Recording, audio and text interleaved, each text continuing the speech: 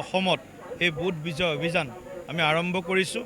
সমাগত বিধানসভা নিৰ্বাচনত ভাৰতীয় জনতা পাৰ্টিৰ নেতৃত্বত পুনৰবাৰ NDA চৰকাৰ প্ৰতিষ্ঠা কৰাৰ বাবে ৰাইজৰ আশীৰ্বাদ বিচাৰি, ৰাইজৰ সমৰ্থন বিচাৰি ঘৰে ঘৰে আমি গৈ প্ৰতিগৰাকী ভোটাৰৰ লগত পুনৰ এবাৰ সম্পৰ্ক স্থাপন কৰি আমি আমাৰ চৰকাৰৰ কাম কাজসমূহ আৰু ভাৰতীয় জনতা পাৰ্টিয়ে অনাগত দিনত ৰাজ্যখনক এখন সুৰক্ষিত, বিকশিত, আত্মনিৰ্ভৰ ৰাজ্য হিচাপে প্ৰতিষ্ঠা কৰাৰ বাবে যোৱা দুটা কাৰ্যকালত আমি যিবিলাক উল্লেখনীয় সফলতা বা পদক্ষেপ আমি গ্ৰহণ কৰিছিলোঁ, সেইসমূহ আমি ৰাইজৰ মাজলৈ আমি লৈ যোৱাৰ কাৰণে এই বুথ বিজয় অভিযান আমি আৰম্ভ কৰিছোঁ।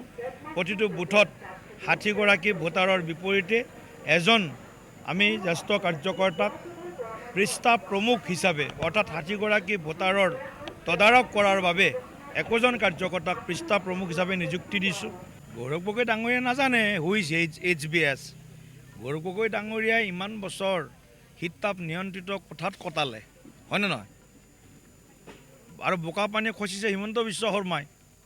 ছাত্ৰ ৰাজনীতিৰ পৰা আৰম্ভ কৰি আজিলৈকে যোৱা 4টা দশক অসমৰ ৰাজনীতিত কোনোবা যদি প্ৰাসংগিক হৈ আছে, অসমৰ ৰাইজে যদি কাৰোবাক আটাইতকৈ বেছি মৰম আৰু বিশ্বাস কৰে, সেইজন ব্যক্তি হৈছে ডক্টৰ হিমন্ত বিশ্ব শৰ্মা। এতিয়া আমি গৌৰৱ গগৈৰ কথাবিলাক, আজি পৰিয়ালৰ কথাবিলাক আমি বহুত বেছি ক'ব নাযাওঁ, কিন্তু কথাটো হ'ল কি, সেই সময়তো কাৰ লগত কোনে ক'ত কি ইনভেষ্টমেণ্ট কৰিছে এই তথ্যবিলাকো আছে। কাৰ নামত বাগিচা আছে, কাৰ নামত মাটি আছে, এইবিলাক কথা, কাৰ নামত ফ্লেট আছে, কাৰ নামত বিদেশত আছে, এইবিলাক মুঠ কৰিও অখিল গগৈ ডাঙৰীয়াক সুধিলে আপোনালোকে বেছি ভালকৈ ক'ব। অখিল গগৈ ডাঙৰীয়াই প্ৰেছ মিটত গোটেই কথা কৈ দিছিলে।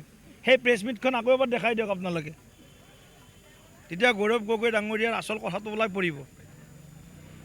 এইটোতো আৰু এনেকুৱা কথা নহয় যে হাতী দাঁতৰ নিচিনা খোৱা দাঁতটো ভিতৰত সোমাই আছে আৰু দেখুওৱা দাঁতটো ওলাই আছে, এনেকুৱা কথা হৈছে।